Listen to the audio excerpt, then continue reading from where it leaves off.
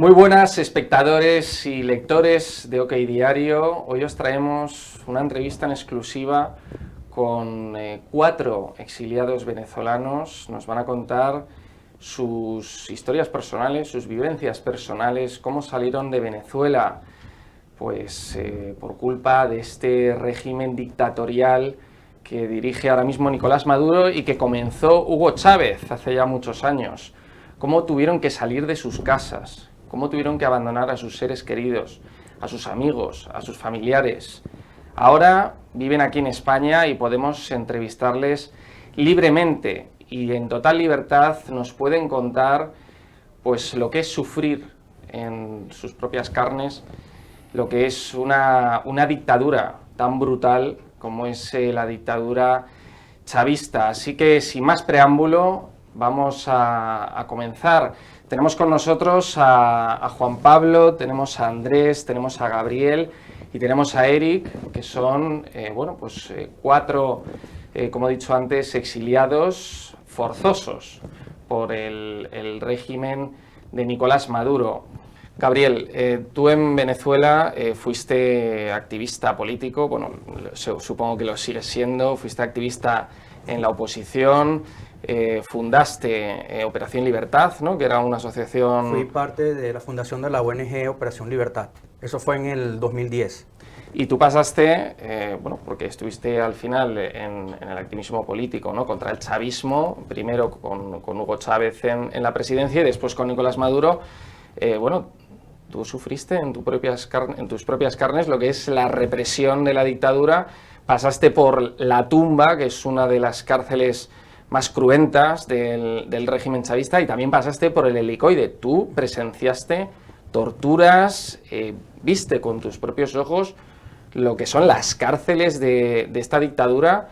Cuéntanos, por favor, porque me parece importantísimo que todo el mundo sepa cómo es vivir esa represión y cómo es ese sistema represivo carcelario del régimen de Maduro. Claro. Y de principio te digo que es importante, te cuento, yo soy activista de los derechos humanos aproximadamente desde el 2007, que se da el cierre de Radio Caracas Televisión, que fue el primer canal en Venezuela, ¿no? Y por una medida de libertad de expresión, el presidente Chávez, que es importante hablar desde antes de Maduro, cierra el canal y los grupos universitarios salimos a protestar y de ahí resurge un movimiento estudiantil que después se organiza, crece, muchos se vuelven políticos y otros nos enfocamos en la lucha por los derechos humanos. ¿Okay? En el 2010, junto con otros activistas, fundamos nuestra propia ONG que se dedicaba principalmente a recabar denuncias de violaciones de derechos humanos y llevarlas a los entes internacionales. ¿Okay? Casos porque hablamos del derecho a la salud, con la corrupción en centros hospitalarios en la ciudad de Valencia, el derecho al agua. Y bueno, poco a poco nos dimos cuenta de algo, que es que cuando uno protestaba, ya cuando Chávez, te detenían y te volvías un preso político y vulneraban tu derecho al debido proceso. Entonces nos enfocamos a denunciar esas situaciones. En el 2011, varios miembros de mi organización hicimos una huelga de hambre en la sede de la OEA por la liberación de presos políticos. ¿Okay?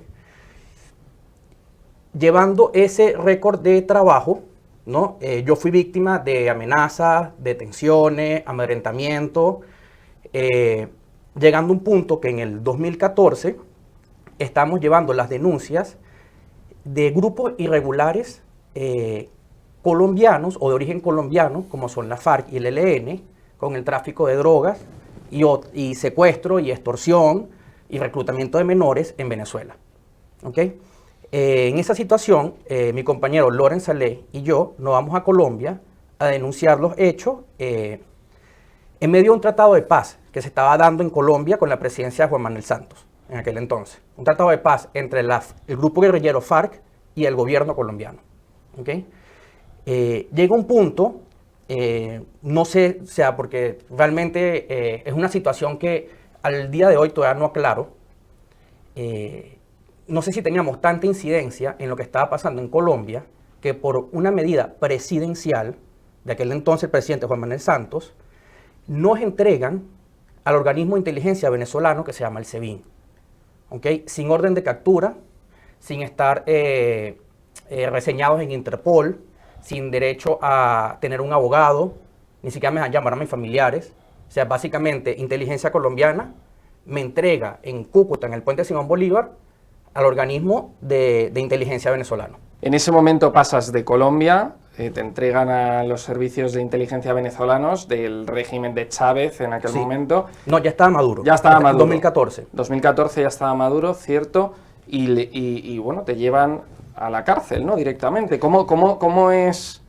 O sea, ¿cómo es que te detengan de esa forma? ¿Cómo lo viviste?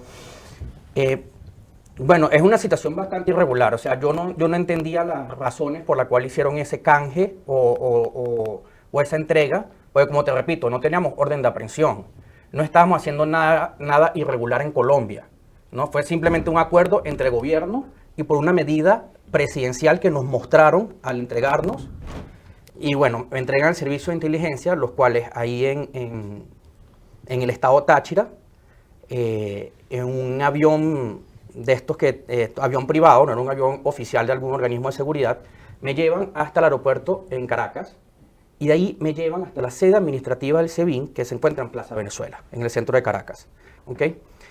En ese espacio, en el 5º piso de estacionamiento hacia abajo, Son un sótano. Un sótano que vas bajando 5 pisos y llegas a un espacio donde es bastante...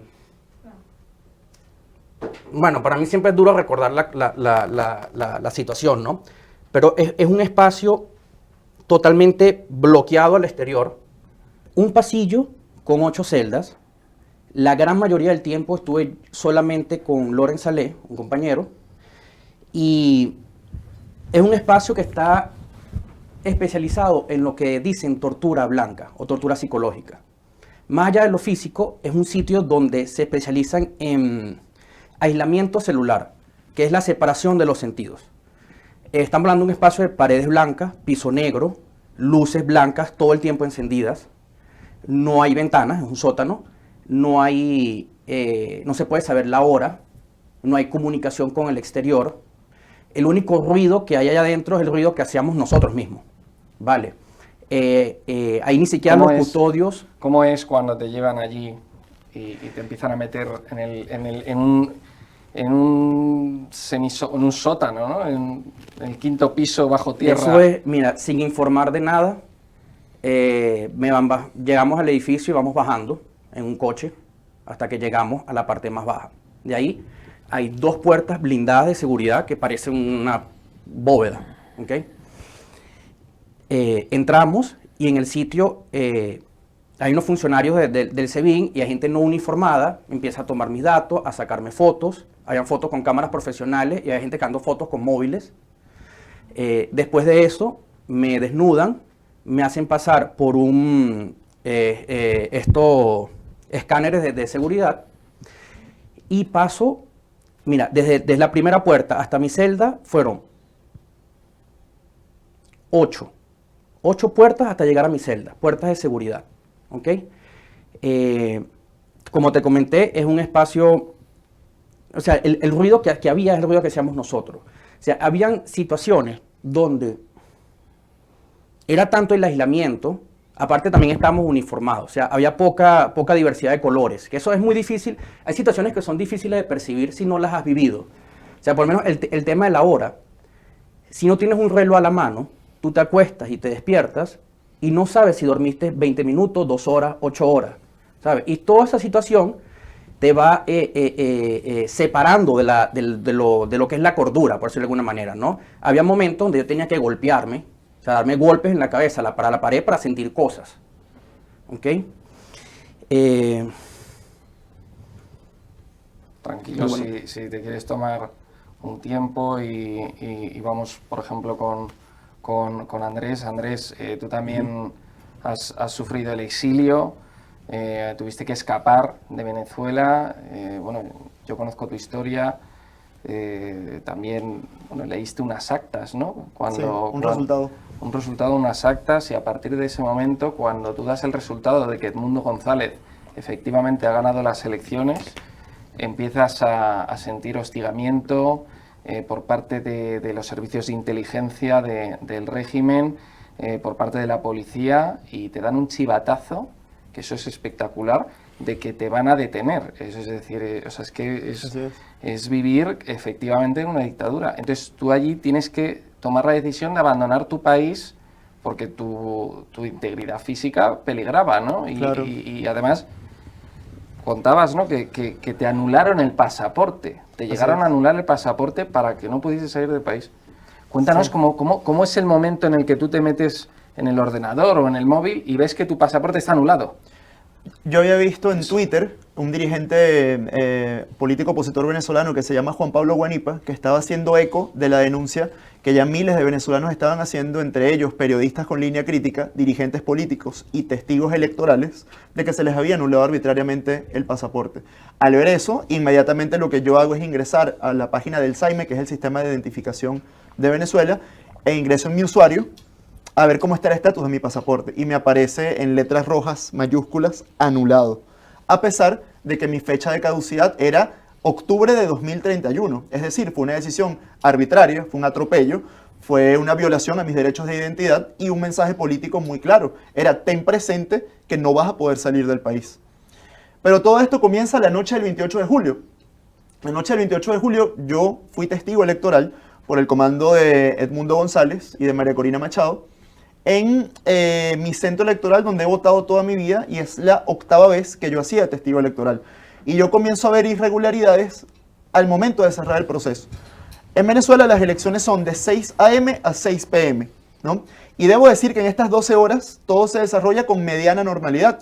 Y digo mediana normalidad porque lamentablemente en Venezuela hay abusos que se han normalizado, como ver vehículos de instituciones públicas movilizando el 1×10 del chavismo. Entre otras cosas, ¿no? Pero dentro del centro no había pasado ninguna irregularidad hasta las 6 de la tarde. El Plan República, que es como nosotros llamamos a los militares que están encargados de preservar el orden en el centro electoral, en mi centro electoral se habían comportado de una forma institucional, respetuosa de las leyes, no habían atropellado a nadie, y además la relación con los testigos electorales del chavismo había sido una relación buena, no había ocurrido ningún hecho de violencia. Pero a las 6 de la tarde, cuando el centro cierra, la señora coordinadora del CNE, la representante del CNE en ese centro, dice algo que a todos los testigos nos alarma. Y es que fíjate, en mi centro hay 3 mesas. Por ley se corresponde el escrutinio a una. El escrutinio es básicamente abrir la urna, contar papel por papel y cotejar ese resultado con el resultado que arrojan las actas, ¿no? Pero ¿qué pasa? Que ella dice que se va a realizar el sorteo de esa mesa y sale elegida la mesa número 2. Y ella dice, cito literal: de la mesa número 2, al terminar el escrutinio, vamos a entregar la copia de las actas a los testigos presentes, de todas las alianzas presentes. Pero de la mesa número 1 y de la mesa número 3 no habrá escrutinio, no se van a entregar copias de las actas, y el acta única que se queda el CNE está prohibido fotografiarla. Bueno, tú te podrás imaginar cuál fue mi reacción en ese momento y la reacción de todos los testigos. Inmediatamente comenzamos a protestar, y protestar amparados en un artículo que el día anterior, a todos los que fuimos testigos a nivel nacional, el comando nos había enviado una imagen del artículo 337 del reglamento de la Ley Orgánica de Procesos Electorales, que establece este artículo, que todo testigo presente en una mesa tiene derecho a exigir una copia del acta. Y en base a ese artículo fue nuestro reclamo. Y ella decía que supuestamente el día anterior había tenido una reunión con una autoridad estatal que decía que no se podían entregar las copias de las actas. E incluso, tanto fue nuestro reclamo que ella llega a un momento donde me reproduce un audio desde su WhatsApp, donde se escucha la voz de un hombre diciendo algo así. Yo escucho con mucho respeto el audio y yo le digo: tú sabes que una nota de voz no está por encima de la ley. Entrégame la copia del acta. Y sigue el reclamo. No, sigue el reclamo, pero tengo que añadir que además de los testigos, habían más de 100 vecinos afuera del centro haciendo uso de una facultad constitucional que se llama la auditoría ciudadana. ¿Qué es la auditoría ciudadana? Que tú, como elector, tienes el derecho de asistir luego de las 6 de la tarde, cuando se cierra el proceso, a tu centro, solamente a donde tú votas, con tu cédula, que es como llamamos nosotros al equivalente al DNI, a exigir estar presente en el conteo y a exigir conocer el resultado de tu centro. María Corina Machado había hecho un llamado a la auditoría ciudadana masiva y todos los centros de todo el país se llenaron de cientos de vecinos. Por eso hay miles de videos como el mío, donde un testigo electoral lee el resultado y hay vecinos afuera con júbilo aplaudiendo el resultado, ¿no? Cuando finalmente ella cede y entrega las 3 actas, yo salgo con las actas en la mano izquierda y el resultado global del centro, la sumatoria de las 3 mesas, en mi teléfono. Y yo leo el resultado, que fue Nicolás Maduro, 195 votos, Edmundo González, 1046. Nosotros ganamos ese centro con 82%.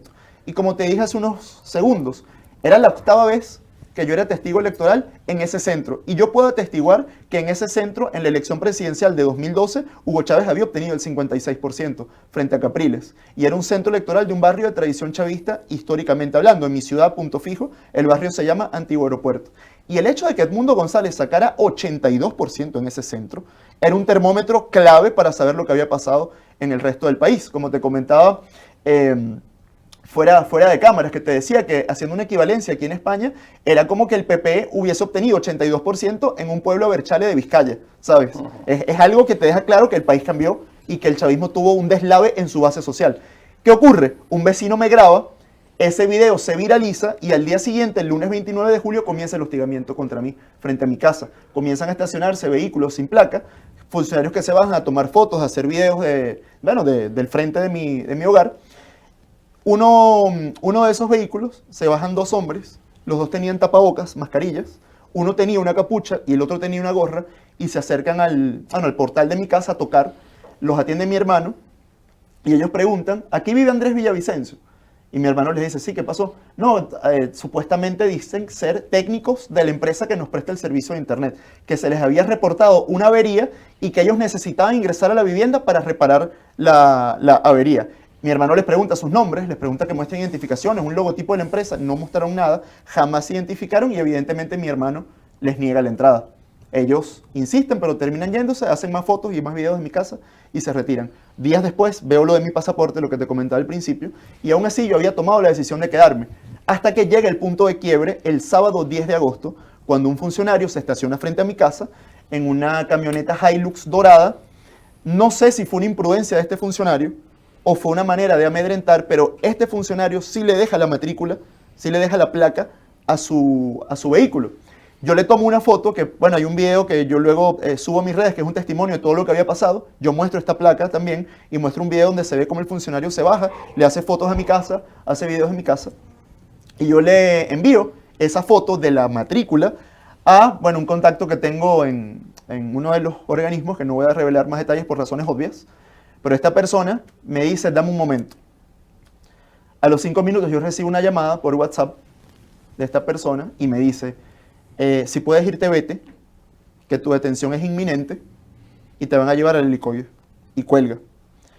Fue muy duro, Rodrigo, no te voy a mentir, porque yo supe que en ese momento mi vida como yo la conocía se había acabado. Yo tenía 2 opciones, o me entregaba, y todos sabemos qué tratos reciben los presos políticos en Venezuela y qué ocurre en el helicoide, que es el sitio donde me iban a llevar, o irme, ¿no? Y yo decido irme, porque lo poco que yo puedo hacer por la libertad de Venezuela desde el exterior es infinitamente más que la nada que yo haría si estuviera en una de las mazmorras del régimen.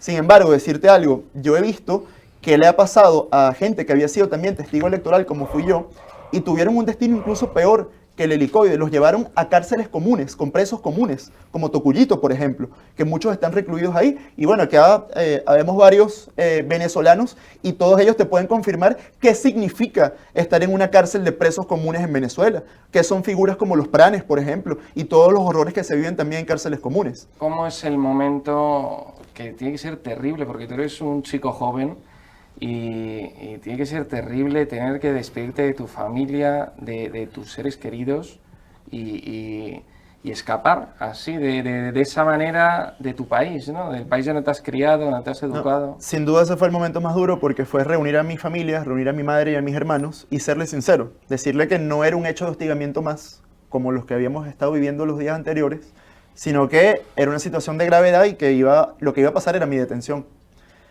Entonces, cuando les comento esto, evidentemente tomo la decisión de irme y les digo que me ayudaran a improvisar mis maletas. En menos de media hora las hicimos todos juntos. bueno, nos damos un abrazo y nada, yo salgo de mi casa desconectando el chip para que no puedan rastrearme porque ellos con el chip te rastrean. Y nada, yo fui a otro sitio a esperar que se hiciera de madrugada y en la madrugada del domingo 11 de agosto yo parto por tierra hacia Colombia. Estas horas de tránsito fueron lo más difícil porque al yo estar con el chip desconectado no podía comunicarme con mi familia. Y todos sabíamos que las posibilidades y las probabilidades estaban en mi contra. Era mucho más probable que a mí me detuvieran que yo lograra llegar a Colombia. Y solamente podría comunicarme con ellos si lo lograba desde Colombia. Entonces fue algo que sufrimos en familia porque, bueno, fue muy duro. Yo voy a estar toda la vida agradecido con la persona que me buscó en su vehículo, en el sitio al que yo fui a esperar que se hiciera la madrugada y que me llevó hasta una zona muy cercana a la frontera, donde yo me bajé del vehículo y caminé hasta llegar a Colombia. ¿Por qué? Porque esta persona se la jugó por mí. Y es algo que voy a agradecerle siempre. Una vez en Colombia, yo compro el chip colombiano, de estos que son casi que desechables, que tienen 1 giga, lo conecto y llamo a mi madre por WhatsApp y le digo, lo logré.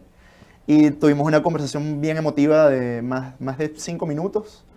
Y bueno, a partir de allí me movilizo hacia Medellín. En Medellín me recibe un amigo. Mi testimonio lo grabo desde su apartamento, ese testimonio que también se volvió viral.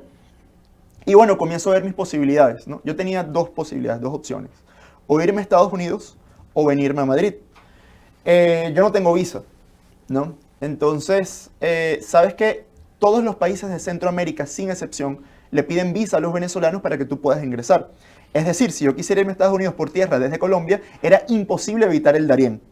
Y me imagino que aquí ya todos deben saber lo que significa el Darién. El Darién es una selva con ríos, donde transitarla a pie es una travesía de 3 días, donde todos los días muere gente, donde hay trata de blancas, donde ocurren horrores.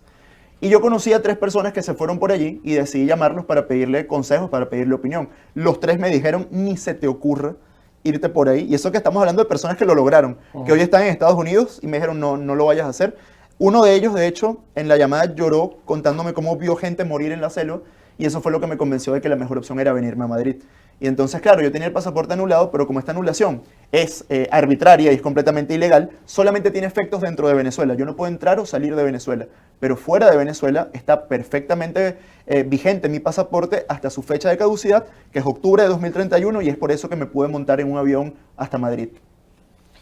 Bueno, Andrés, tu historia es increíble, la verdad, pero bueno, no solamente tenemos hoy tu historia, sino Juan Pablo, tú eres diputado nacional, es decir, no eres un ciudadano cualquiera de Venezuela, eres diputado electo en la reelecto en la Asamblea Nacional de Venezuela y no estás allí, estás en Madrid, en España.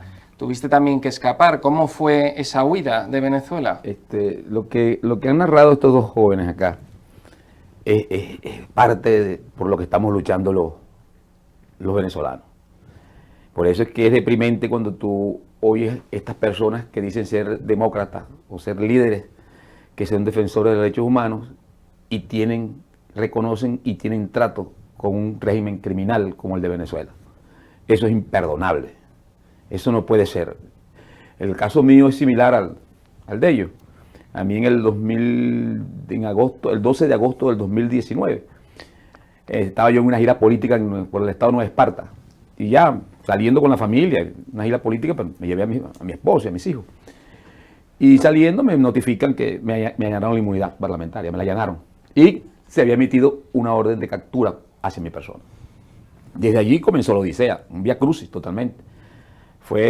Tuve que desprenderme inmediatamente de la familia, tuve 2 días solo en Margarita, me salí de Margarita, pues una isla, y de allí incomunicado casi 9 días sin mi familia, 10 días comunicado totalmente, hasta que luego pasé de ahí de Anzoátegui, del estado de Anzoátegui, pasé a Caracas.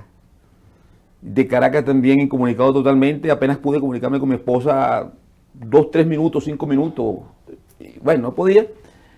Y de allí me fui por los Caminos Verdes, salí por el Zulia, de Caracas al Zulia es lejos, ¿no? Salí por la Trocha, por la Guajira, y llegué a Maicao, de Maicao llegué a Bogotá. Pasé 2 años y medio en Bogotá. Allí, estando en Bogotá, era ministro Tarek Al-Aksami, ministro de Relaciones Interiores.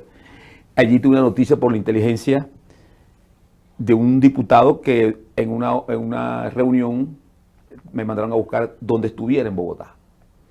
Detectaron la intervención de los teléfonos míos, del teléfono mío.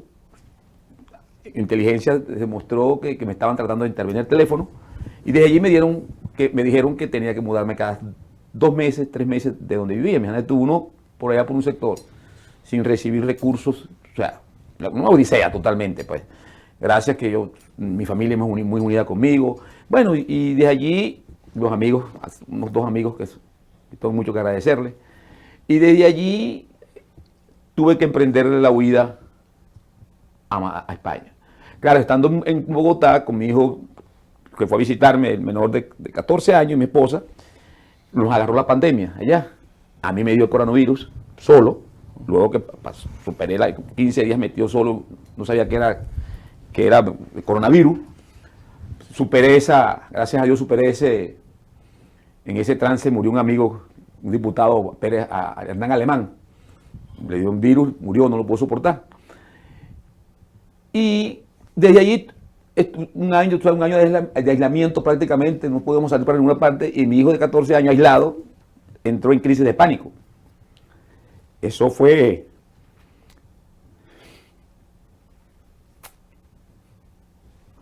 muy duro para uno. Eso me llevó a salir con mi hijo urgente, a donde tenía que sacarlo de Colombia como sea, porque no siguiera viviendo lo que está viviendo, ¿no? Fue duro y bueno, yo tuve que ingeniarme a salir de un país que no es el tuyo. El papeleo, la urgencia, porque el muchacho no estaba bien, pues. Y bueno, y tuve que salir. Gracias a Dios, el gobierno del momento, Duque, se portó muy bien. El gobierno de Duque se portó muy bien como se portó muy bien con los venezolanos, Duque. Y tuvimos que salir en un vuelo acá a Madrid. Llegué a Madrid y de Madrid me instalé en los psiquiatras, los médicos decían que tenía que buscar donde estuviera familia, alguna familia, un familiar. Y yo me acordé que tenía una familia en Asturias, en Gijón. Y ahí aterricé. Llegué a Gijón y bueno, hasta la presente fecha. Tengo ya 5 años fuera del país, 5 años, del 2019. Tengo 5 hijos varones, de los cuales tengo 5 años sin verlos, a 3. Uno vino a visitarme, pero los otros 3 los tengo que no los he visto. La separación de la familia, la separación de tu país, la separación de los amigos, de tu modus vivendi, de tu hábitat. Eso es fuerte, eso no es nada fácil. Aparte, no te voy a contar todo lo que padece un exiliado para subsistir.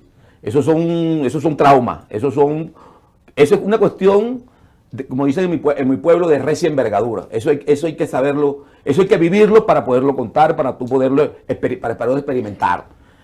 Pero yo he dicho siempre, cuando cuento esto, o me piden que cuente esto, que a pesar de todo lo que estamos pasando, los perseguidos, los exiliados, en el caso de él, en el caso de Gabriel, cuando lo cuenta, uno lo siente, ¿no? Porque nada de lo que nosotros podemos estar pasando afuera es comparable con lo que están viviendo nuestros presos políticos actualmente en Venezuela. Ni es comparable con quienes, mucho menos comparable con quienes han perdido la vida en esa lucha. Esos jóvenes, esos ciudadanos que han perdido la vida peleando, luchando por la libertad de Venezuela. Una pérdida irreparable, esto no es comparable. Esto es lo que tiene que saber, el mundo tiene que entender qué clase de tiranía estamos viviendo nosotros. Eso es un régimen criminal, eso es un régimen asesino, eso es un régimen que yo no puedo aceptar. Por eso te dije y lo digo a ustedes acá, yo no puedo aceptar que hayan personas que se dicen líderes, entre comillas, que hablan de democracia, que hablan de derechos humanos y tengan relación con un criminal como Nicolás Maduro y Diosdado Cabello. Eso no es aceptable. Por eso, pues, para mí deja mucho que desear y no es posible creer que sobre intereses personales de esos individuos prevalezca el interés del ciudadano de un país. Eso es inaceptable. Y lo denunciaré aquí y donde sea. Yo sé los riesgos que corro al decir esto, pero lo asumiré mi responsabilidad. Mis amigos que me disculpen, mi familia que me disculpe, pero no es momento ni es hora de callar, es hora de hablar con la verdad y que el mundo lo sepa. Es terrible, Juan Pablo, lo que está ocurriendo allí. Yo quería devolver la palabra a Gabriel antes de terminar con Eric y cerrar esta entrevista con vuestros testimonios, pero Gabriel, estaba hablando Juan Pablo pues de lo que están sufriendo los presos políticos allí. Antes nos comentabas que tú estuviste en la tumba, pero de allí te pasaron al helicoide. Sí. Tú viviste lo que es el helicoide. Cuéntanos, cuando te pasan de la tumba, que estuviste allí pues 2 años, bueno, cuéntanos también tu paso a la otra cárcel. Vale, fueron 4 años que estuve detenido. Importante saber que nunca se hizo juicio, nunca se inició nada, simplemente estuve encerrado sin juicio. ¿Ok? Siempre la audiencia, la primera audiencia siempre la difirieron, nunca pasaba nada. ¿Ok? Yo duré de los 4 años, 2 años y 2 meses en la tumba. De ahí me trasladan al helicoide.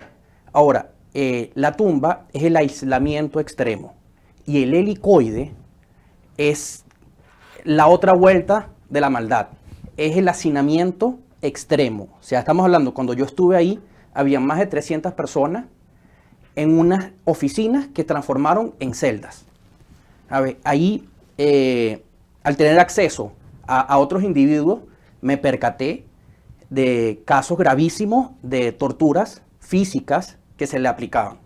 ¿Okay? Estamos hablando de, por darte un ejemplo, hay un sitio que le dicen El Bañito, que cuando es las horas de la visita, quienes le permiten la visita, funge como un aseo para la visita, ¿no? Pero cuando no es así, es un cuarto de tortura donde, aparte de apalear personas, golpear personas, yo supe de primera mano un caso de un chico menor de edad que lo encerraron y le colocaron una bolsa de supermercado en la cabeza y la llenaron con insecticida. Esto es una práctica que ellos hacían para levantar falsos testimonios y poder continuar la retórica mediática que tiene el chavismo de que tiene preso a terroristas y a conspiradores. ¿Sabes? Cuando la verdad es que no es así, porque ninguno de los casos son demostrables. ¿Sufriste torturas tú en tu propia piel? Mira, en mi caso, la tortura se especializó en lo psicológico y en la tumba. Claro. En el helicoide, tanto en la tumba como en el helicoide, yo estuve en una celda con cámara de seguridad. La razón no sé, pero todo el tiempo me tenían vigilado y conmigo se enfocaron en el aislamiento. ¿Qué pasa? O sea, yo considero que no hubo casi tortura física más allá de un golpe, de un empujón, porque yo no tenía información que darle a ellos, porque de hecho yo siempre yo les dije a ellos, si quieren información, yo se las doy, porque todo lo que yo estaba haciendo era público y era legal. Yo no estaba haciendo nada por debajo de la mesa, no estaba haciendo nada ilícito. Pero no es la intención que ellos tenían conmigo. Ellos, como a muchos otros, querían que nosotros levantáramos falso testimonio. Y el encierro era para tener con qué negociar y poder pedirme a mí y a otras personas que colaboráramos con el relato que ellos tienen. ¿Cómo lo vivió tu familia? Bueno, eso para mí es lo peor. ¿Sabes? Uno como activista, uno asume que pueden pasar las peores cosas. Te pueden meter preso, te pueden desaparecer, te pueden matar. Pero es muy duro lo que pasa a las personas a tu alrededor. O sea, cuando a ti te meten preso a tu familia, a tus seres queridos, ¿sabes? Y mis padres, en particular, ellos son de Valencia y ellos tenían que viajar todos los fines de semana para Caracas sin saber si me van a dejar que los viera. Pero todos los fines de semana ellos tenían que estar allá. Entonces, imagínate para ellos, que son par de médicos venezolanos, que no tienen nada que ver con política, tener que sufrir esa situación y ese amedrentamiento hacia ellos, ¿sabes? Cuando son ciudadanos normales que contribuyen normalmente al país. ¿Sabes? Es muy duro, es quizás lo único que yo me arrepiento de mi trabajo como activista, lo que ellos tuvieron que sufrir. Durísimo, durísimo. No, es que es terrible, claro, al final los que más lo sufren son los seres queridos, ¿no? Eric, tú eras presidente de la Federación Nacional, tengo que leerlo porque tenías unos cargos pues muy grandes, ¿no? En Venezuela. Eras presidente de la Federación Nacional de Transporte de Venezuela y del Sindicato Automotor en el estado Lara, ¿no? Sí. Bueno, Exdiputado. Exdiputado también. Soy licenciado en Educación, mención Geografía e Historia. Daba clases en la universidad y en el liceo. Dejé la docencia por dedicarme al sindicalismo. Soy sindicalista. Soy vicepresidente de la Central Obrera Alianza Sindical Independiente. Por tener precisamente esos rangos, llamémoslo así, en el movimiento sindical, teníamos mucho contacto con la Central Sindical de las Américas, la Central Sindical Internacional y la OIT. Te lo menciono porque es a lo único que medio respeta el régimen. Claro, ahora que me lo estás diciendo, pero yo sé, por ejemplo, que las fuerzas de la dictadura entraron en tu empresa, ¿no? Entraron en tu casa también, se llevaron a tu cuñado, ¿no? Sí. Preso. Pero anteriormente, cuando nosotros nos iniciamos, yo tengo muchos años en la lucha, y la batalla era, más que todo, la ubicamos, tratábamos de ubicar que el gobierno no nos pudiera acusar de que eran problemas políticos. Inclusive por esos problemas sindicales, cada vez que yo hacía una asamblea, me llegaba el SEBIN y acompáñame. Ya bien estuviera en Barquisimeto, en Valencia, Maracay, porque yo tenía que visitar todo el país. Vivía en Barquisimeto y mi oficina de la Federación de Transporte estaba en El Paraíso, en Caracas. Entonces cada vez que yo tenía una asamblea, me visitaba el SEBIN y yo tenía que irme con los señores del SEBIN a explicarle por qué estaba haciendo una asamblea y explicarle las razones, pues. Bueno, eso se fue agudizando de tal manera que a través de la Central Sindical, la Alianza Sindical Independiente, tuvimos una reunión, por cierto, con el embajador de Francia y yo le dije, mira, la tensión con el gobierno cada día está más fuerte porque nosotros hacíamos huelgas fuertes, parábamos el transporte, exigiéndole reivindicaciones laborales al Estado. Y le exigíamos a Maduro que como era del gremio, inclusive le decíamos, y salían titulares, el que le pega a la familia se arruina. Porque ¿qué te estamos pidiendo? Atiende al gremio. No te estamos pidiendo más nada. Porque no había caucho, no había batería, no había... Y cuando se tensó la cuerda, fue cuando nos votaron casi 80.000 trabajadores del transporte los votaron a nivel nacional.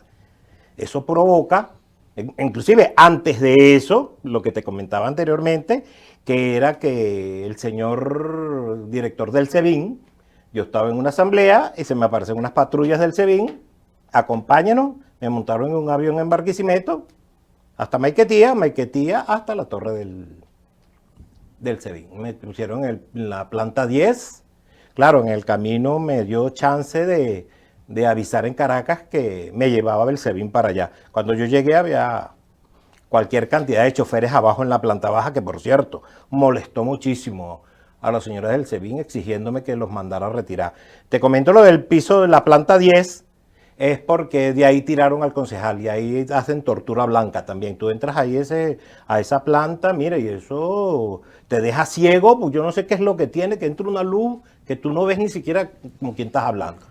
Entonces, bueno... Que hay mucha iluminación. Una iluminación muy fuerte, pero entra del sol, es natural, y no hay sino 2 escritorios, y aquello te pega así bastante fuerte, bueno, con el escándalo que había, con los choferes allá abajo exigiendo que me soltaran el pleito, y yo tenía una ventaja que yo llamaba inmediatamente, tenía un contacto directo con la Central Sindical de las Américas y la Central Sindical Internacional, que cada vez que el régimen me detenía, los llamaba. Era efectivo, inmediatamente llamaban. Cuando llamaban, me tenían que... ¿Estuviste preso también en el Helicoide? Sí, una vez me llevaron para allá y precisamente llamé, y cuando ya me tienen ahí en la cúpula esa cúpula uno sube varios pisos, y con el comandante del SEBIN, entonces ya llamaron de la Central Sindical de las Américas. Entonces cuando llamaron, inmediatamente ordenaron que me soltaran. El punto de quiebre fue en una asamblea, cuando votaron los 80.000 trabajadores del transporte a nivel nacional, las regiones me exigen que convoque una asamblea para ver cuál va a ser la respuesta del gremio al gobierno. Bueno, se convoca, asisten todos los delegados del país. Cuando estoy en la asamblea, el ciudadano ministro de Relaciones Interiores me exige que me presente en su despacho inmediatamente. Yo le digo, yo no puedo asistir porque yo tengo aquí a todo el país. La asamblea eso estaba lleno, el salón de asamblea, tengo todos los delegados del país, yo no me voy a ir para allá. Y mando una comisión. Pero, como quien dice, Caracas se me salió del control y Caracas, una vez que entró la asamblea, paralizaron el transporte en Caracas. Se paralizó Caracas. Entonces, cuando se paraliza Caracas, el ministro me llama airadamente, que qué es lo que estoy haciendo, que si quiero tumbar el gobierno. Empiezan con esa cosa. Bueno, yo no puedo ir para allá, yo puedo ir para allá una vez que termine la asamblea.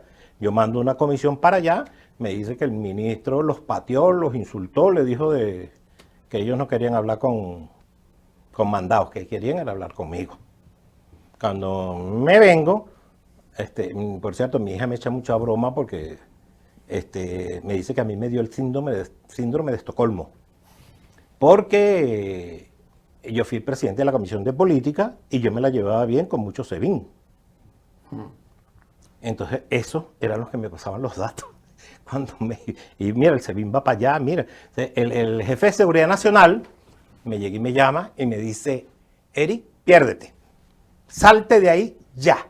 ¿Por qué? ¿Qué pasó, general? Tarek Aizami acaba de hablar con el director del SEBIN y le dijo que te buscara hasta debajo de las piedras y te trajera para acá. Y el director del SEBIN que dijo, y dime que yo le tengo hambre ese carajo. Cuando ese señor me dice eso, bueno, yo sé que no está jugando metra. De una vez salgo del salón y cuando voy a ir para la puerta me dicen el SEBIN está en la puerta. Menos mal que eso estaba full de choferes y no pudieron entrar así como siempre entran ellos. Se armó como que hizo una tangana ahí en la puerta y eso me dio tiempo de yo saltar las paredes de la sede de la federación, pasar hasta una heladería y pasar a otra casa que a lo mejor me hubieran creyendo que yo estaba atracando y un coche me estaba esperando afuera y con ese coche salí. De ahí, bueno, gracias a la central sindical también me buscaron unos coches y a los trabajadores del transporte, estado por estado, cambiando, porque desde Caracas, tuve, como dice el... Y de allí ya...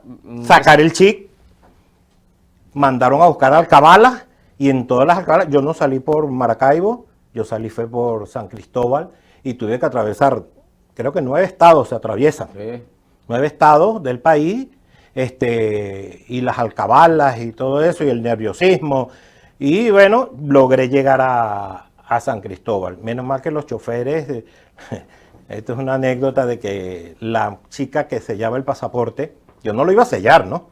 Pero él me dice, no, la que está sellando el pasaporte es novia mía.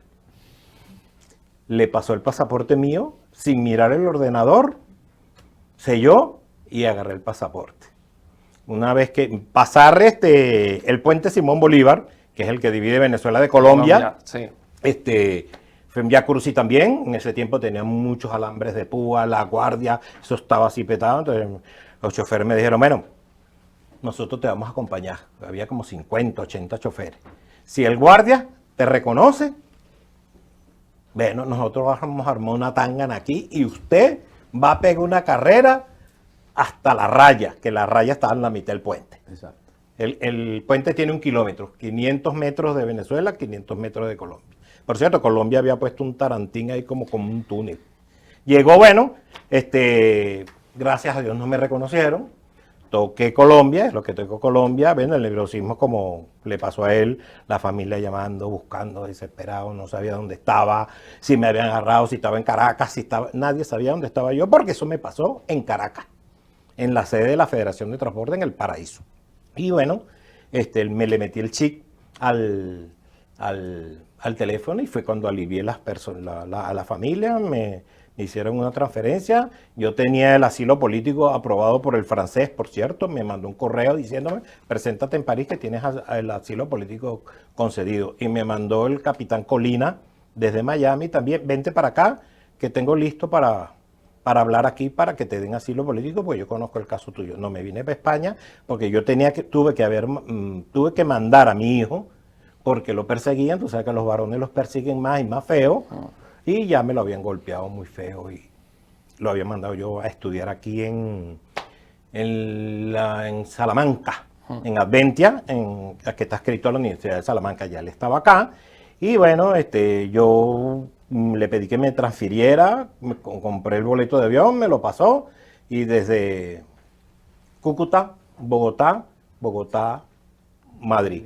Pero bueno, antes de eso pasaron miles de cosas. Eso me detenía, me golpeaban, chocaba con la guardia, eso nos empujaban, nos tiraban por un barranco, nos daban con los cascos, nos daban con los escudos.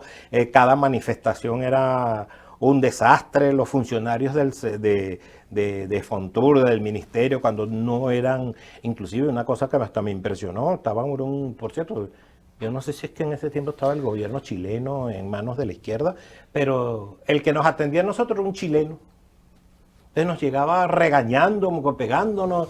Entonces, bueno, yo soy muy mal genio para que me estén regañando y teníamos unos zafarranchos en pleno despacho del ministro, que tenía que ir hasta el ministro de Relaciones Interiores porque agarrábamos unos peos demasiado arrechos. Eric, ahí. tenemos que ir cortando. Muchísimas gracias de verdad a los cuatro.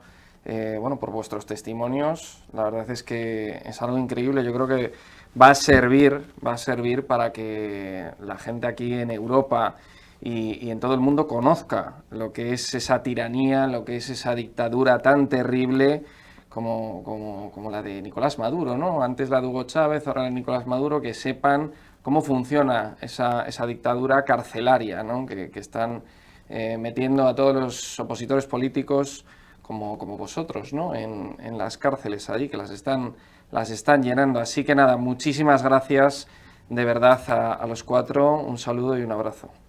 Gracias a ti por la oportunidad. Yo pudiera decirte algo antes de terminar. Sí. Algo rapidito. A raíz del 28 de julio, del triunfo, actualmente hay en nuestro país más de 2.400 presos, sometidos a torturas intensas, sobre todo jóvenes, con patologías, niñas, niños han sido torturados. Menores de edad. Y tenemos ahorita, que el mundo sepa también, el sistema forajido, que es el régimen que está pensando el venezolano. Tenemos a 6 compañeros sitiados en la Embajada de Argentina.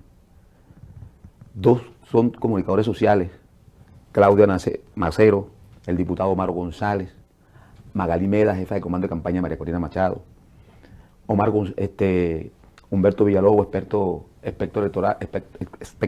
electoral, Pedro Ruchurto, experto internacional de María Corina Machado, un joven muy talentoso como todos ellos, y un amigo del partido, de nosotros, empresario, asesor, Fernando Martínez Mótola. Allí están, secuestrados, asediados, negándole el derecho que tienen al salvoconducto que le corresponde por asilo. No les importa nada. Entonces, esto es bueno que también el mundo tiene que saberlo. Y por eso nuestro repudio, nuestro rechazo siempre a un régimen criminal, asesino, a ese conglomerado que está en Venezuela. Que por eso es que el mundo hoy, desde acá le pido a la comunidad internacional que siga apoyando, que siga presionando para lograr reconocer a Edmundo González Urrutia como presidente de la República y que el 10 de enero del año 2025 se juramente como presidente electo y comandante de la Fuerza Armada Nacional. Pues con esa última frase nos quedamos. Muchísimas gracias a los cuatro de nuevo y un fuerte abrazo.